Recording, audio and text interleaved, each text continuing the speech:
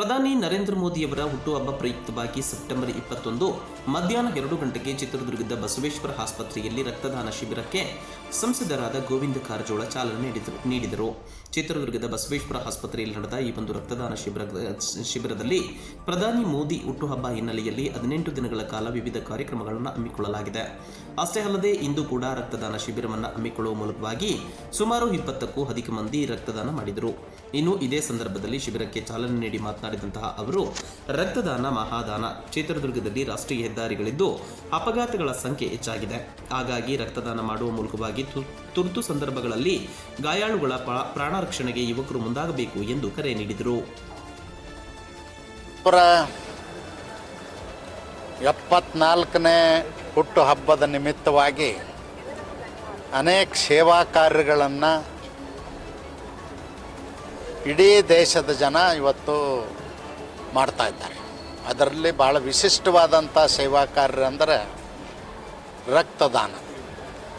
ರಕ್ತದಾನ ಮಾಡಿ ಜೀವ ಉಳಿಸ್ತಕ್ಕಂಥ ಕೆಲಸಕ್ಕೆ ನಮ್ಮ ಅನೇಕ ಯುವಕರು ಇವತ್ತೇ ಮುಂದೆ ಬಂದು ರಕ್ತದಾನ ಶಿಬಿರದಲ್ಲಿ ಪಾಲ್ಗೊಂಡಿದ್ದಾರೆ.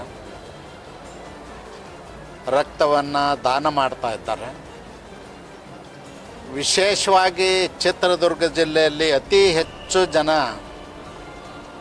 ಈ ರಕ್ತದಾನ ಶಿಬಿರದಲ್ಲಿ ಭಾಗವಹಿಸಬೇಕು ಅಂಥೇಳಿ ವಿನಂತಿ ಮಾಡ್ತೀನಿ. ಯಾಕಂದರೆ ನ್ಯಾಷನಲ್ ಹೈವೇ ಮೇಲಿರ್ತಕ್ಕಂಥ ಚಿತ್ರದುರ್ಗ ಜಿಲ್ಲೆಯಲ್ಲಿ ಪದೇ ಪದೇ ಅಪಘಾತಗಳಾಗ್ತವೆ. ಅನೇಕ ಬಾರಿ ರಕ್ತದ ಕೊರತೆಯಿಂದ ಪ್ರಾಣ ಹಾನಿ ಆಗುವಂಥ ಸಂಭವಗಳಿರ್ತದೆ. ಅದಕ್ಕಾಗಿ ಇಲ್ಲಿ ಬ್ಲಡ್ ಬ್ಯಾಂಕ್ನಲ್ಲಿ ಯಾವತ್ತೂ ಕೂಡ ಎಲ್ಲ ಮಾದರಿಯ ರಕ್ತಗಳು ಇರಬೇಕು. ಆ ನಿಟ್ಟಿನಲ್ಲಿ ಜನ ಸಹಕರಿಸಬೇಕು. ಅದರಲ್ಲೂ ವಿಶೇಷವಾಗಿ ಯುವಕರು ಸಹಕರಿಸಿ ರಕ್ತದಾನವನ್ನು ಮಾಡಬೇಕು ಅಂತಕ್ಕಂಥ ವಿನಂತಿಯನ್ನು ಮಾಧ್ಯಮಗಳ ಮೂಲಕ ಮಾಡಲಿಕ್ಕೆ ಬಯಸ್ತಾರೆ.